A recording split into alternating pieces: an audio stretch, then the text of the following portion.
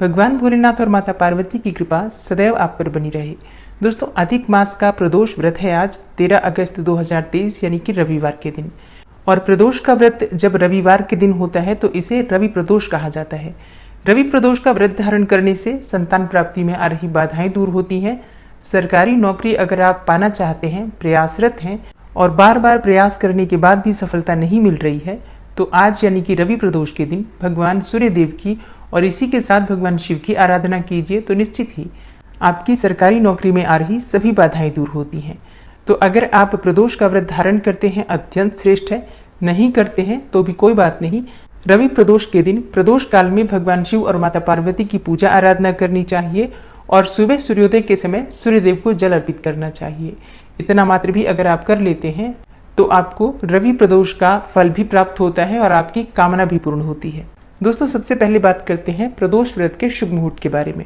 तो देखिए, त्रयोदशी तिथि प्रारंभ हो रही है 13 अगस्त को सुबह 8:20 पर और समाप्त होगी 14 अगस्त को सुबह 10:25 पर।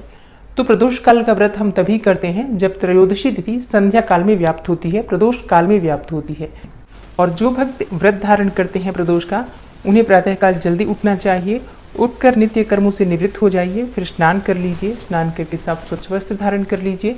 भगवान सूर्यदेव को जल अर्पित कीजिए। आज तांबे के पात्र में रोली, अक्षत और लाल गुड़हल का पुष्प डालकर भगवान सूर्यदेव को ओम घृणी सूर्याय नमः इस मंत्र के द्वारा अर्घ्य देना चाहिए। इसके बाद सूर्यदेव की 3 बार परिक्रमा कर लीजिए और इसके बाद अपने घर के मंदिर में आकर प्रतिदिन की जो पूजा आपकी होती है, आप जिस प्रकार से रोज पूजा करते हैं, पहले वो पूजा कर लीजिए उन सभी देवी देवताओं की जो आप प्रतिदिन करते हैं। इसके बाद भगवान शिव की विशेष पूजा होती है। अगर आप व्रत धारण कर रहे हैं तो व्रत का संकल्प लेकर और फिर विधि विधान से भगवान शिव की पूजा कर लीजिए।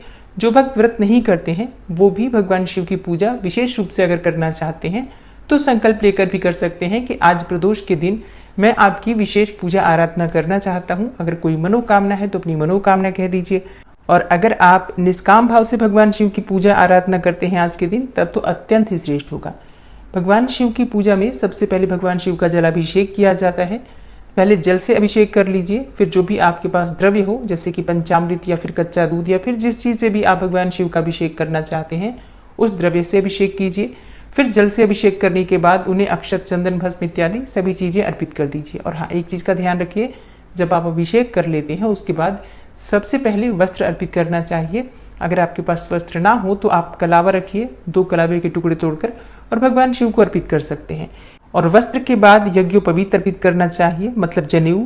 अगर आपके पास जनेऊ भी नहीं है तो ऐसे में आप चाहे तो कलावे में से ही एक टुकड़ा तोड़कर यज्ञोपवीत का ध्यान करते हुए अर्पित कर सकते हैं। तो वस्त्र और यज्ञोपवीत अर्पित करने के बाद भांग, धतूरा, बेलपत्र इत्यादि जो भी चीज़ें आपके पास उपलब्ध हैं उन सभी चीज़ों से भगवान शिव की पूजा कीजिए।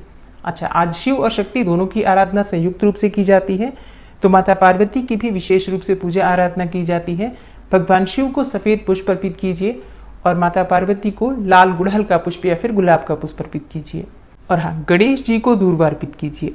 विधि विधान से पूरे शिव परिवार की पूजा आराधना अगर आप कर लेते हैं सच्चे मन से, तो ऐसा शास्त्रों में कहा गया है कि प्रदोष काल की पूजा से कोई भी ऐसी मनोकामना नहीं जो पूर्ण न हो। आज भगवान को भोग क्या अर्पित करना चाहिए? देखिए, प्रदोष व्रत के दिन वैसे तो भगवान शिव को सफ़ेद वस्तुएं अर्पित की जाती हैं, जैसे कि आप खीर अर्पित कर सकते हैं, सफ़ेद मिठाई का भोग लगा सकते हैं या फिर बताशे का भोग लगा सकते हैं, मिश्री का भोग लगा सकते हैं। लेकिन दिन विशेष के अनुसार प्रदोष व्रत का महत्व होता है। तो आज रविवार है, रवि प्रदोष है, ऐसे में आप भगवान शिव को गुड़ या फिर गुड़ से बनी हुई वस्तुएं भी अर्पित कर सकते हैं, जैसे कि हलवे का भोग लगा सकते हैं, गुड़ से बने हुए हलवे का, या फिर सिर्फ गुड़ भी अर्पित कर सकते हैं। लाल रंग की मिठाई भी अर्पित कर सकते हैं। तो अपनी इच्छा के अनुसार, सामर्थ्य के अनुसार कोई भी वस्तु भगवान शिव को अगर आप श्रद्धापूर्वक अर्पित करते हैं तो भगवान शिव उसे सहर्ष स्वीकार करते हैं। फलों का भोग भी लगा सकते हैं, मतलब फल और मिठाई दोनों का भोग आप चाहें तो लगा सकते हैं। ओम नमः शिवाय या फिर महामृत्युंजय मंत्र, या आप चाहें तो कोई स्तोत्र पढ़ सकते हैं। पूजा करते समय या फिर पूजा करने के बाद भी आप मंत्रों का जप कर सकते हैं। पूरे दिन अगर आप व्रत रहते हैं तो फलाहार के द्वारा आप व्रत कर सकते हैं, मतलब कोई भी फल इत्यादि लेकर। और शाम के समय फिर से विधि विधान से प्रदोष काल में इसी प्रकार से पूजा आराधना की जाती है। आप चाहें तो घर में पूजा कर सकते हैं या फिर प्रयास कीजिए घर के आसपास कोई शिवालय है तो शिवालय में जाकर विधि विधान से भगवान शिव की पूजा अगर हम शिवालय में करते हैं तो उसका फल बहुत अधिक प्राप्त होता है। आज शिव मंदिर में दीपदान करने का बहुत अधिक महत्व माना गया है। वैसे भी अधिक मास का अंतिम प्रदोष है, तो भगवान शिव के मंदिर जाकर आपको दीपदान करना चाहिए।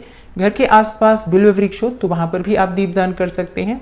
रवि प्रदोष के दिन भगवान शिव का अभिषेक अगर आप जल में गुड़ डालकर या फिर गन्ने के रस से करते हैं तो इससे आपकी आर्थिक तंगी दूर होती है।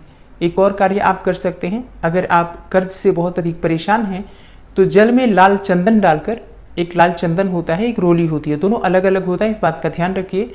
लाल चंदन भगवान शिव को अर्पित कर सकते हैं लेकिन रोली नहीं अर्पित कर सकते हैं।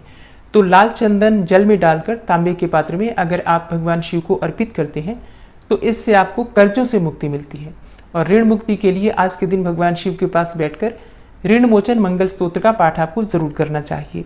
और जिन भक्तों को सरकारी नौकरी की कामना है या फिर संतान प्राप्ति की कामना है, आज के दिन आपको लाल आंकड़े के पुष्प शिवलिंग पर जरूर अर्पित करने चाहिए। देखिए, आंकड़े दो तरह के होते हैं। आंकड़े के जो पुष्प होते हैं, एक तो सफेद आंकड़े का पुष्प होता है, एक लाल आंकड़े का पुष्प होता है। लाल आंकड़े का जो पुष्प होता है वो भगवान सूर्य का प्रतीक होता है, मतलब भगवान सूर्य देव का उस पर विशेष अधिकार माना गया है। सूर्य का कारकत्व होता है उसमें। जब आप लाल आंकड़े का पुष्प शिवलिंग पर अर्पित करके प्रार्थना करते हैं रवि प्रदोष के दिन या फिर रविवार के दिन, तो ऐसे में आपके जीवन में जो भी परेशानियां हैं, सरकारी नौकरी में आ रही बाधाएं हैं या फिर संतान की प्राप्ति में आ रही बाधाएं हैं, सूर्य जन्म कुंडली में कमजोर है, तो इस उपाय को अगर आप कर लेते हैं तो हर प्रकार की सूर्य से संबंधित परेशानियां दूर हो जाती हैं। तो अपनी मनोकामना के अनुसार विधि विधान से श्रद्धा पूर्वक शिव की आराधना कीजिए। इसके बाद आप अपना व्रत खोल सकते हैं। अगर आप व्रत में हैं तो शाम के समय भी खोल सकते हैं। वैसे प्रयास करना चाहिए कि शाम को भी फलाहार करें और अगले दिन सुबह स्नान करके शिव की दोबारा पूजा आराधना करने के बाद फिर आपको शुद्ध और सात्विक भोजन लेना चाहिए। लेकिन अगर आप रात में भी भोजन करते हैं तो इस बात का ध्यान रखिए कि आप रात में अगर भोजन करते हैं तो मीठा भोजन कीजिए। वैसे आपने जिस प्रकार से व्रत प्रारंभ किया है उसी प्रकार से आपको व्रत हर बार करना चाहिए। व्रत के नियम में बार बार कोई भी परिवर्तन नहीं किया जाता है। और अब आप सुनेंगे रवि प्रदोष व्रत की कथा, तो भगवान भोलेनाथ का ध्यान कर लीजिए और इसके बाद इस पावन और परम कल्याणकारी कथा का श्रवण करते हैं। एक समय सर्व प्राणियों के हितार्थ परम पावन भगीरथ के तट पर ऋषि समाज द्वारा विशाल गोष्ठी का आयोजन किया गया। इस सभा में व्यास जी के परम शिष्य पुराण वेत्ता सूत जी महाराज हरि कीर्तन करते हुए पधारे। सूत जी को आते हुए देखकर शौनक आदि 88,000 ऋषि मुनियों ने खड़े होकर दंडवत प्रणाम किया। महाज्ञानी सूत जी ने भक्ति भाव से ऋषियों को हृदय से लगाया तथा आशीर्वाद दिया।